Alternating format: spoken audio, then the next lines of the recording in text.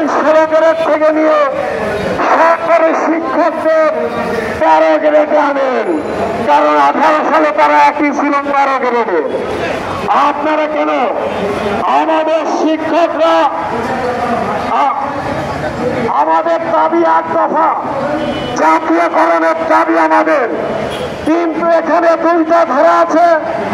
ইবতেদায়ী মাদ্রাসার 1090টি মাদ্রাসা, 89টি মাদ্রাসা অনুদানভুক্তর ভিতরে আছে, তাদের গেজেট হতে যাচ্ছে, তারা আগে এমপিও পাবে।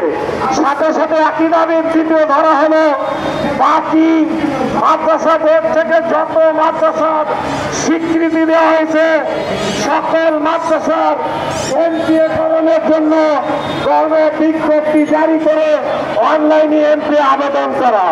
তার মানে দাবি আমাদের একটাই, জাতীয়করণ। কিন্তু এই সরকার জাতীয়করণ দিতে পারছে না বলে আমরা এমপিএকরণ চেয়েছি সকল মাদ্রাসা। আমি আর একটা কথা না বললে নয়, আমাদের অনেক শিক্ষক এই করোনার পর থেকে মৃত্যুবরণ করেছে বিনা বেতনে। বিনা বেতনে অনেক শিক্ষক অবসরে গিয়েছে।